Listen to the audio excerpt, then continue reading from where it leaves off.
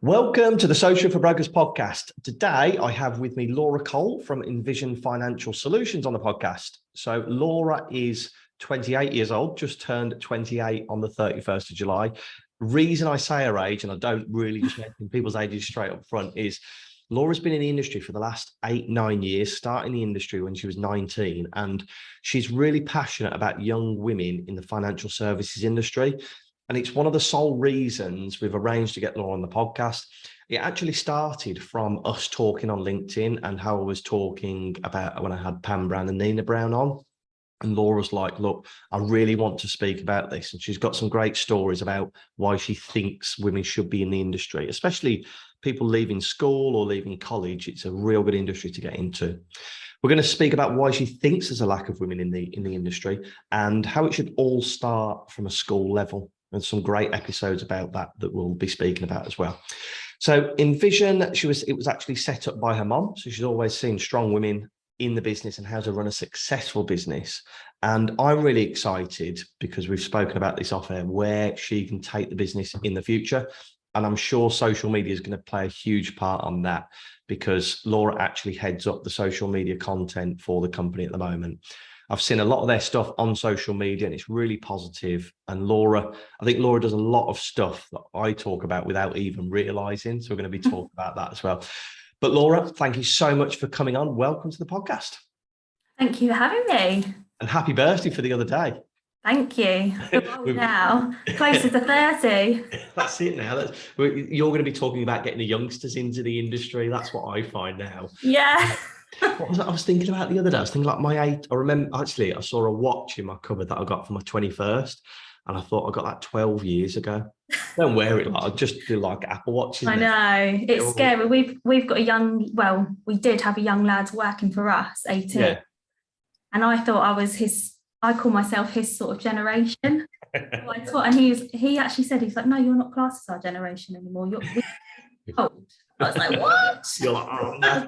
I'm going to have to learn how to use TikTok. That's what you're thinking. I thought I was down with the kids.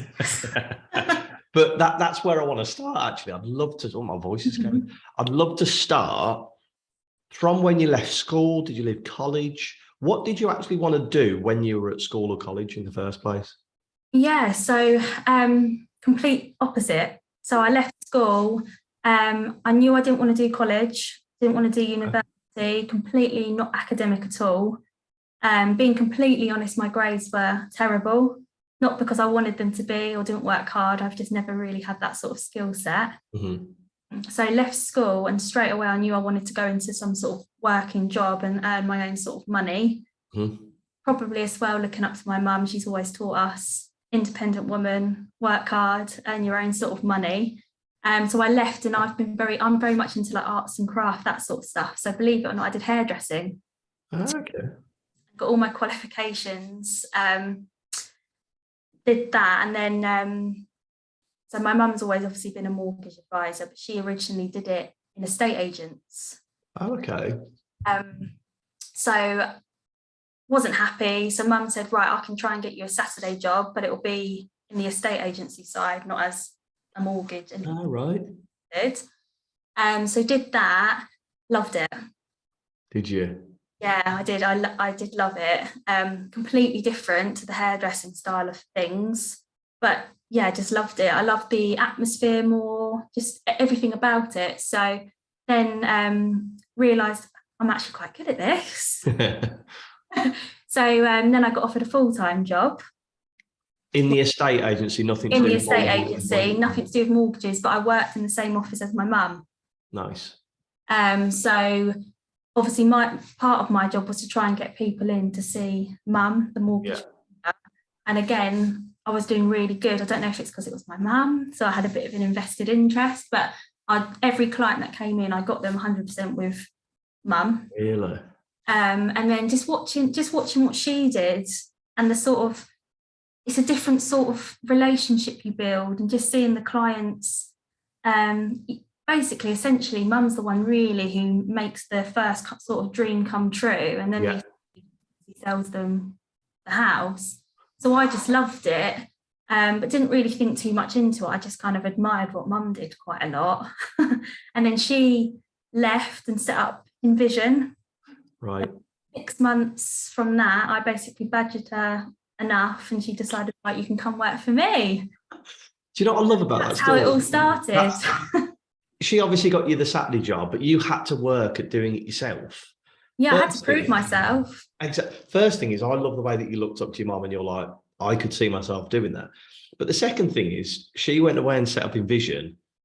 It could have been so easy for her to shoehorn a role for you, but Yeah, she sat back and go, no, I want you to fight, almost fight for this, really, isn't it? yeah, yeah. And I think, I think I'm glad you said that, because a lot of people, I think, do think, oh, you work for your mum, it must be pretty easy. But my mum's very much always, I've had to show that I'm worthy of the job, and if anything, you work hard because, your mum expects a bit more from you than a normal person. So yeah, so that's pretty much how I fell into it. And then, the rest is history. I just worked. So you've obviously got that estate agency background as well, so that must help with your. Did you go full-time estate agency then? Did you say? Yes. So? Yeah. So that gave you a great insight into how the market works. And definitely. Yeah. So when you did, and I always like asking this question, when you did the CMAP, did you think, oh, that's it, I've done the CMAP, I've become a mortgage broker now? No, well, I was actually anti-CMAP. So I mum's admin and then power planning. So I basically, mum did all the face-to-face, seeing the clients, because at 19, I was like, there is no way I'm sitting in front of a client. Like, that's my worst nightmare at that time. Worst nightmare. So mum agreed, okay, she'll see the clients and then hand it over to me, and I do everything. So mum was the face and I was the person behind doing it, sort of thing. And then she kept pushing and pushing, come on, you need to do your CMAP so you can do this on your own, And I was like, no, I'm not doing it. And I don't know what it was, but something. I just eventually caved and said, right, okay, let's do it. I'll just get it done. And then, ever since, I love it. You can tell you're a really personable person, and you can see why you would have made a fantastic estate agent, because you can see people warm to you. So it is quite weird that you didn't want to become a mortgage broker straight away, because now you've been doing it for years, you'll probably find it's very similar skills. It's just talking to people. Although it's funny to this day, so 10 minutes before a mortgage appointment, I'm like pacing the room and I'm like, oh, okay. And I still get really nervous. See, I love that honesty, because there's, especially on social media, if you hadn't have said that, you could listen to a podcast episode and there might be an 18, 19-year-old boy or girl out there that might be thinking, oh, these guys make it sound so easy. I'm so nervous doing my appointments. No, actually, Laura's standing here and going, guys, I still get nervous now. It's such a raw thing to see, especially when this goes out onto socials. Yeah, I think as well, a lot of people think, well, this sort of role, how I saw it is, you'd almost think you do have to be really confident and you have to have that sort of, I always say Wolf of Wall Street sort of swagger almost, yeah. But you don't. And I think actually my clients love me because I have got that vulnerability. And sometimes I stumble my words in front of them and I'm like, oh, sorry. I'll admit, sometimes I'll be like, oh, I was really nervous meeting you for some reason, but they love that honesty because they feel the same when they come in. I think mortgage brokers, and I've never been a mortgage broker, so tell me if this is wrong. I think after years and years of doing it, you could maybe become a bit numb to it, where you're coming in to 5% deposit mortgage. I know to put you with this lender because this is their criteria. We're going to progress it. It'll be 3 months. And it's a transaction. Whereas what you're saying there is you're being vulnerable to them. And I'm going to talk about this shortly, but you welcome them into you and your family as a company, don't you? Because you're definitely showing them a vulnerable side that they're probably quite nervous coming to you and telling them that they might have missed a payment in the past or they got rejected for a mortgage a couple of years ago. And that, how important is it to show that vulnerability even years further down the line? Well, for us, that's our biggest mantra is, we're humans, we're not stuffy. We've all been there. I always, if people say something, I'm like, don't worry about it. We've all been there, Yeah, lovely. It's not a big deal. we'll sort it, and there's no, I think, never any judgment. So, the whole family vibe is, we're very much, once you enter Envision, you're part of the Envision family. So, clients will come in and they won't just meet me. I'll go and get mum, and I call her mum. And I say, oh, this is That's an mum. interesting point. Yeah, she'll sit and have a chat with them for a good 5 minutes and just speak to them. And then, when they leave, I've got clients who are my clients who come in and they actually say, oh, is Karen around? So it's, you're part of, if I'm not there, mum's there, a little team. You do see these family-run companies. There's no right or wrong way of doing it. Some people won't refer to them as family because they want to maybe appear a bit more as a corporate company, whereas you guys are very much, no, we're mum and daughter, we're proud of it. This is exactly what we want to do, and show people that those are your values. Yeah, definitely. You've obviously looked up to your mum a lot during the business. Now, do you think you'd have been able to, or you even knew about a mortgage broker if your mum wasn't one? No. And this is what I want to get down to, and this is exactly why we've got you on the podcast, is what can schools do, what can companies do, what can mortgage brokers like yourself do to try and get the word out there to younger people? Yeah, well, I think from speaking from experience as well, so we actually did something with our local school. Oh, did you? Yeah, where mum went here. I'll say mum, I won't say Karen. He went into the school and did like where they do a day where they do interviews. Oh, okay. She wasn't going in as a mortgage broker. She was going in to try and help young people do interview skills ready for when they leave school. And she interviewed a young lad who came and, did it, and she helped him out. And then funnily enough, he obviously remembered us, we remembered him, and he joined us. Oh, wicked. And again, I think he said exactly the same. So when you don't realise, I think now I'm obviously the age I am, you forget certain things, but just from speaking to, his name's Finn, he's 18, and straight away he when he first started, he struggled, and he'll admit that, because he didn't know what half of any of the terminology meant. Yeah. Didn't really even know the word to buy a house is called a mortgage. Well, yeah, you wouldn't think of it, would you? No, you wouldn't. So it's definitely something that I think needs to start at a young age. Because I think when I was at school, there was careers advisors, and I'll be honest, my school, they didn't do much. Or they we didn't have anything. Yeah. So the only reason that you've known about that, like you would have heard that word mortgage growing up. Do you know what I mean? Whereas for that lad, do you know what I mean? His mum and dad might have worked in a completely different industry and just wouldn't know about mortgages. Do you think it should become part of the curriculum as part of life skills almost, or something? Yeah. So I just know, because I've got a younger brother, they do like a life skills sort of lesson now. I can't remember what it's called. I'll do that. Like the old general studies, ours used to be that kind of generic stuff. Yeah. But they don't really bring into it about mortgages and kind of what you have to do to get yourself in a good position for the future, and how to look after money, and when you leave, how you set up a bank account. Even it's more to do with like I know when he spoke to me, it's more to do with like the drugs, alcohol, smoking. Yeah.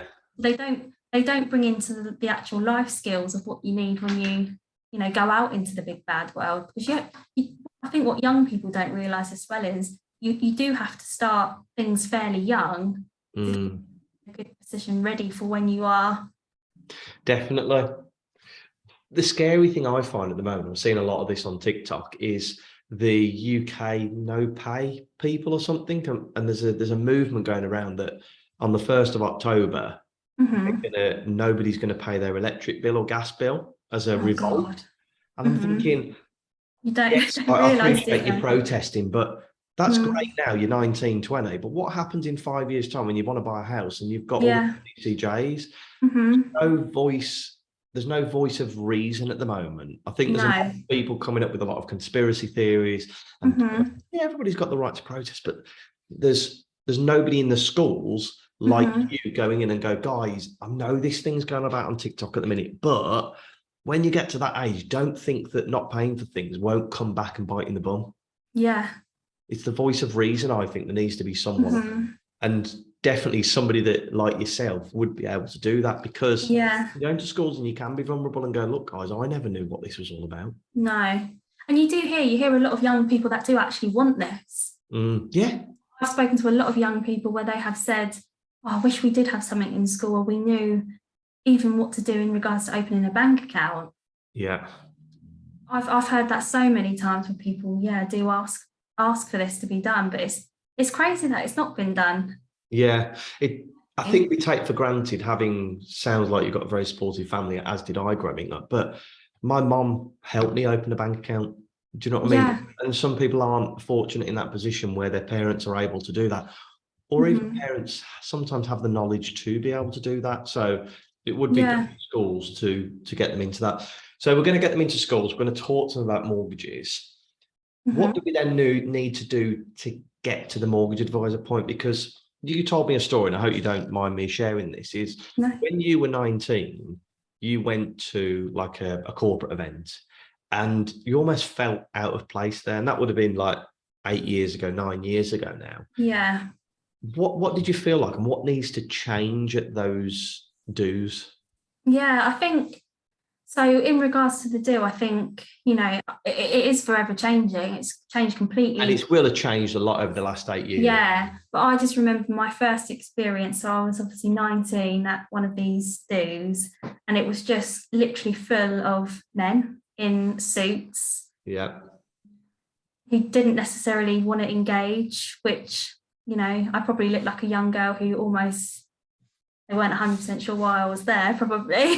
But you'd probably done work, but you'd probably worked in the business for 12 months. You know what I mean? It's not as if you didn't have any ability to talk about what was going on in the world. Yeah, it was just really, I just found it really intimidating being young.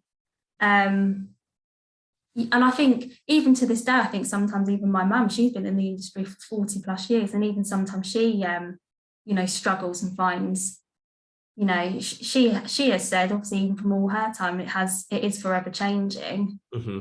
Back then it was. And I think there's always been a stigma, even on telly and programs and stuff. Whenever you see like a broker, or you hear, it's always in London. It's always like a London broker in a nice, really expensive suit walking down the street with a really expensive briefcase. Yep.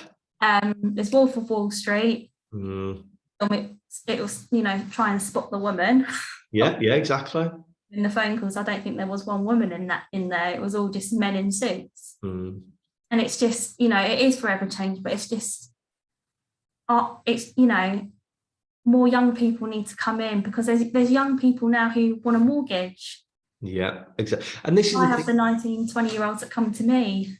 Because they'll kind of relate to you a bit more, wouldn't they? And I hope this podcast, I'm trying to get more and more inspirational women on here. Like you look at the likes of Hanny, and I've had a mortgages with Hanny, Pam and Nina Brown talking to Lisa, who's at Mortgage First.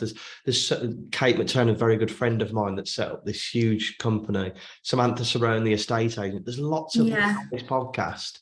Kylie Ann from CAG Financial. These are all women that prove it can be done in the industry. Yeah, but it's getting these people into the industry to start, because if they work hard enough, like anybody, you can succeed. But I appreciate it is harder, because you go to those events at 19, and it probably would have been very easy for you to turn around and go, this world's not for me, and we wouldn't be. I did think that. Yeah, it's the difference, isn't it? But what I'm seeing at the moment, especially on LinkedIn, and I know you spend a lot of time on LinkedIn, is you are seeing the likes of Sam Lappin. You're seeing the likes of Brad Rathbone. Sam Mason's a big one as well that I follow and chat away to. That these are the next generation of mortgage brokers, and with that brings brand new business as well. Yeah. Are you finding that you say you're getting the 19 to 20-year-olds, but are you getting like the 25-year-olds that you helped at 22 to buy their first house? Yeah, and again, so I'm now on people where I'm buying like their second home, or, people that came to me on their own and they've now come to me with their little family, their husband, or they've had a baby, and it's so nice. And I find they're so loyal as well. You looked after them when they're young, pretty much they trust you with anything. All the way through. Yeah. They won't go anywhere else because they trust you, because you got them on that property ladder and you looked after them. Yeah. So in a summary of that, of the background of you is, by being vulnerable doesn't make you a weak mortgage advisor, does it? It actually makes you stronger. Just be honest with people. That's what people are thinking at the minute, isn't it? 100%. 100%. Honesty is always the best policy, especially with our clients. We know that 100%. I just know, for instance, I'm not the most knowledgeable person ever. I'm still learning. I'm only so many years into actually being CMAT qualified, so I'm not claiming to be I'm the best mortgage broker there is. I still sometimes will be in meetings and someone will come to me and ask me a question and I'll go, oh, I'm not entirely sure, so I'll just go and check with mum, or you on that one. I'll never ever claim to know it all. And best way to be. Yeah. Definitely. Right, so we've talked about how to get women into the industry, how we need to speak about it in schools. I think the biggest platform we can get that out there is social media, and you guys are, what I've noticed from social, very consistent with your colours, consistent with your brand and the content that you put out there. So the two things that I picked out from your social media is you use your colours very effectively, don't you? So use your green colour. Why do you tend to do that? So the green stands out. I think it's, I think I heard you say as well, if you have a bright colour, it stands out, and you've got to have a colour that people remember. Yeah. We've got that really bright lime green, which at first I was like, oh, mum, really lime green? For my sort of aesthetic palette. But now I love it, and I just know whenever I see that lime green anywhere, I always think of us. And I know our clients do. Exactly. Yeah, that's why I try and put the green everywhere, basically. And what I said at the beginning of this podcast, you're doing a lot of things, because we've only connected in the last couple of months. You're doing a lot of things that I say to my clients to do. So it is that bright colour. And if you see a lime green, normally you wouldn't think of a mortgage broker. So it sticks in your mind even more. Yeah. Guys. When you look after the social media, you do all the social media content, all the ideas. Yes. Where do you get your ideas from for social media content, Laura? Yeah, so we have a once a week sort of brainstorming, all of us together, where we talk about what's happening in the world that we need to talk about. Anything any sort of awareness days that are happening where we can relate to it or we can bring it in. We do that. We look at other people's social media to see what they're doing. We go on Google and Google, social media posts, what you can do to create a media post, just things like that. And I think where I've always had that sort of crafty side of me, I'm good at kind of thinking up, okay, this is what we can do, or why don't we do this?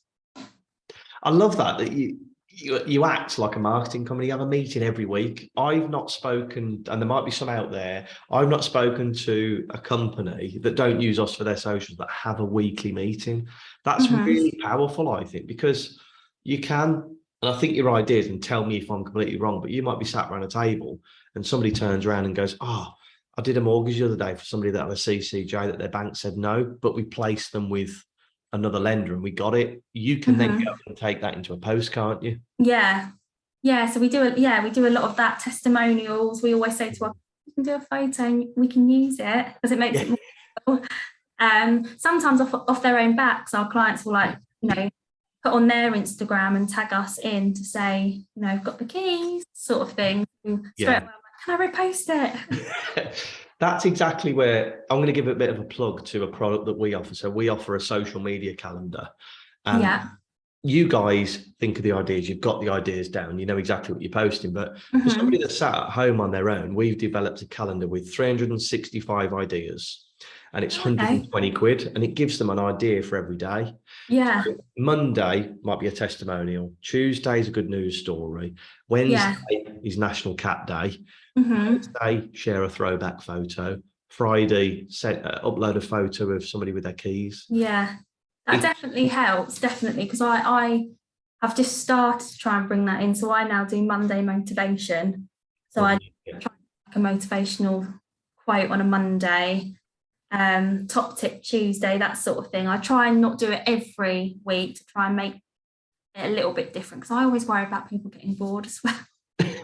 Well, it's funny you say What can I that. do? A lot of people do say this to me. They go, well, if I'm posting the same thing every week, but you've got to remember only about 30% of your audience will see a post. So you've got to upload something 3 times before they probably see it anyway. Yeah. And the great thing is with you, and this is a little tip, is you've got a massive bank of content now. There are bits of software out there, you can have it uploaded once every 3 months. Mm-hmm. I remember the name of it. It's not Buffer that we use. It's another one. It recycles all your content. Oh, okay. Yeah. Save you a bit of job and just God. face the theme. I'm off to do social and go shopping. You know what I mean? Yeah.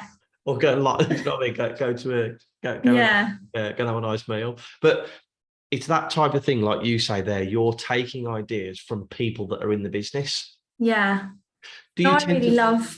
Sorry, I love a lot of people do. You know, the videos, like videos where they just talk. I think Nina does a lot of it. Yeah. I love that, but again, I'm just not brave enough to do it. You know, the amount of times I've filmed myself and looked at it, I'm like, no, I'm not posting that. But that's what Pam was saying about Nina. It's Nina. It took 500 times, and Pam was just like, get it out there. I think it comes with you consistently have to do it before you get confident in doing it. Yeah, I think I've just got to go for it, haven't I? Yeah, exactly. When you're doing the social posts with from the company point of view, do you block out time to do that every week, or do you just do it ad hoc? Yeah, so I try and block off. So I try and do a month's worth in advance. Oh, okay, right. And I just basically book out a whole day where I just sit there and just do it all. Put it into my planner, you know, where you can kind of get it and it posts automatically. So I'm not physically behind my desk 3 times a week. Could you talk us through that, Laura? Because when you say you schedule it automatically, what do you use to do it? So I just use it's on the Facebook. It's just is it Meta Business Suite? So being completely honest, I don't use any fancy mod cons. Haven't been taught how to do social media. I'm just a young person who uses social media, I suppose. And even in regards to doing my social media templates, I think you'd probably have a heart attack if you knew what I use.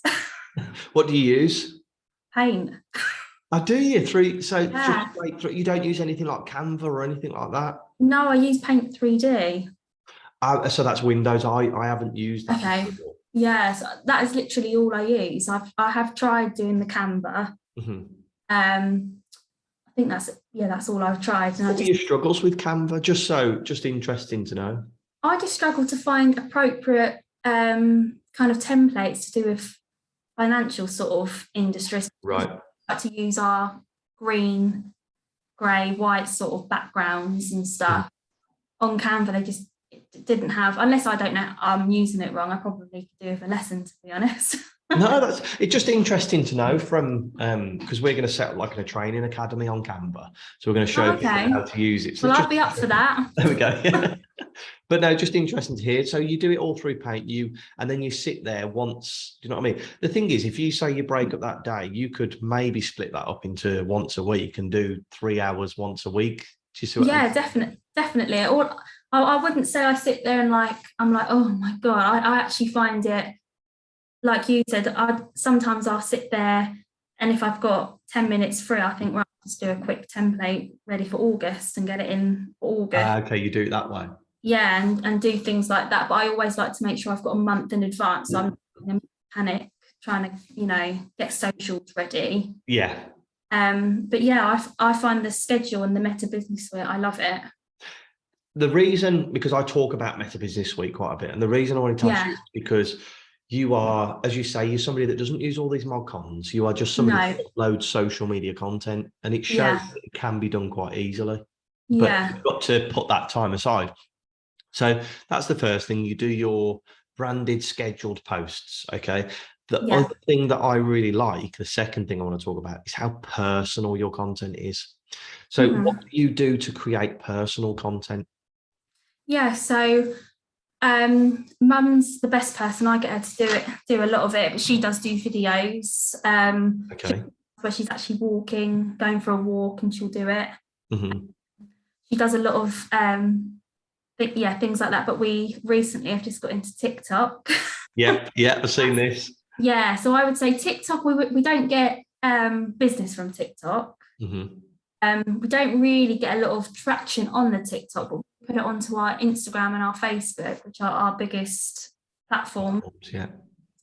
And we purely do it just, number one, to have a bit of fun in the office, but also it just makes us personable.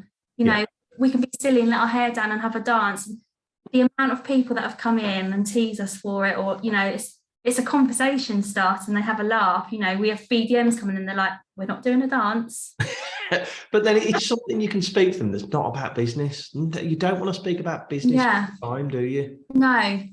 And we just find, you know, we're not advertising anything financial related. We're not, you know, this is a product you need to do. It's just us dancing. But people love it because it makes us real and it makes us look like we're human and we're not stuffy, and people look forward to coming in because they can see, you know, our faces and they can see that we're silly and we can have a laugh, and, you know, they can tell us what they want to tell us and we're not going to judge because look at us, we dance on TikTok. That's it. You think about it on a very basic level, is they're not embarrassed to talk to you about something in their financial history because you've not been embarrassed about dancing on screen. And no, I think that's it's a mindset shift, isn't it? Yeah. Look, TikTok, it doesn't have to all be about dancing. We get that, but sometimes it breaks it up a bit, doesn't it? Yeah, definitely. It's really interesting. I'm crazy and tell me how cringe I am, but I love it. Well, what is it? It doesn't matter, does it? As long as it's getting business, you're fine. Yeah. No. So we've covered everything to do about you, the financial services industry, women in the industry, social media as well. You're really personal and social.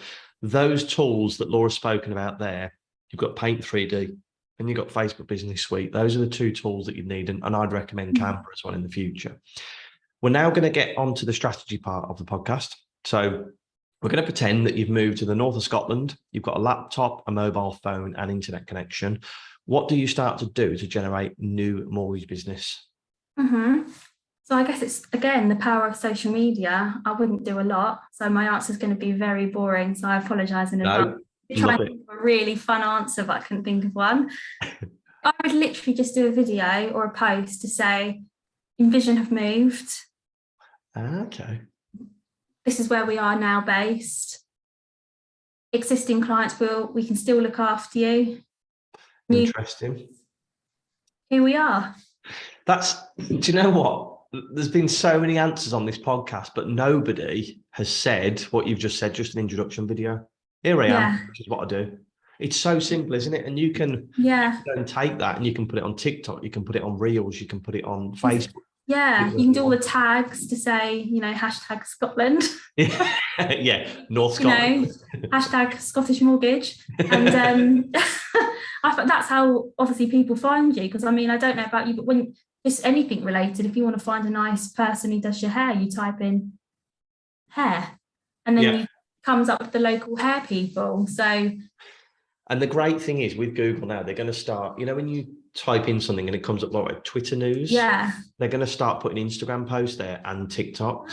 Okay, So it's even more important to write about. So in that video, you would put, I'm a mortgage broker, just landed in Scotland, etc., etc. If somebody searched Mortgage Broker Scotland, that would be much more likely to come up because it had Mortgage Broker Scotland in the actual text of the post. So yeah, I completely agree with you. Tell people what you do, because you could do all your funny TikTok dances. You could tell it's somebody's birthday, but if you don't tell them you do mortgages, they're never going to know, are they? No, and I believe sometimes, you know, the simple way is the best way. If you overcomplicate things, or, you know, it wouldn't work. So simple. I've moved to Scotland. Here I am. Here I am. I think that's a lot of the things you've spoken about today is we've talked about a problem and you've just come up with a very simple solution. Women don't know how to get into the industry, so we talk to them about it at a younger age. People don't know how to become a mortgage broker. Well, we teach them about mortgages, and like your 18-year-old that came to work for the company, because he'd been in touch with your mom and spoken to her in the past. Very simple solutions. Yeah, that's what we like. I think we're very much, you know, we don't want to overcomplicate. We don't like to use big words with clients and things like that, because it should be simple. It shouldn't be stressful. Yeah. Understand what they're doing, and, you know, just because I'm a mortgage broker doesn't mean I've got to use a big stuffy word to prove that I'm a qualified person. Exactly. And hopefully when you're in an appointment with somebody that's maybe thinking about becoming a mortgage broker, they'll be like, oh, mortgages aren't actually that complicated. It's what goes on in the background. And I Yeah. myself doing that. That's where we Yeah. need to. Well, Laura, we've covered absolute loads here. We've been talking for half Yes. an hour. So I could talk all day. oh, we love it, love it. This was Laura's first appearance on a podcast, and I think you've done absolutely fantastic. So thank you for all the information you've given people. I would go back and listen to that social media section, especially because Laura just breaks it down and says, once a month, I sit there, I'll do them. I get the ideas from the team and I upload them. That's all it needs. Then be really personal on social, exactly like they do. Go and check out their social media channels. So it will be Envision Financial Solutions. So it's just Envision Financials. Envision Financial, sorry. Yeah. Get them on social media, and you can connect with Laura on LinkedIn as well. If there are any ladies out there that want to link with Laura and kind of say, look, I'm sat at home on my own and I need someone to chat to, I'm sure Laura will be all. Yes, please do. Honestly, please do. As a thank you, I'd like to donate £10 to a charity of your choice. Which one would you like? Thank you. The Mind charity. The Mind charity, yeah, very popular. Mental health support, yeah. Mental health support. I will make that donation for you. But Laura, thank you so much for coming on. And I'm excited to see where the business goes now. It's going to be even bigger on social, and TikTok stars coming. Hopefully, fingers crossed. Awesome. Thank you very much for your time, Laura. Appreciate it. Thank you so much. Thank you. Bye-bye. Thanks. Bye.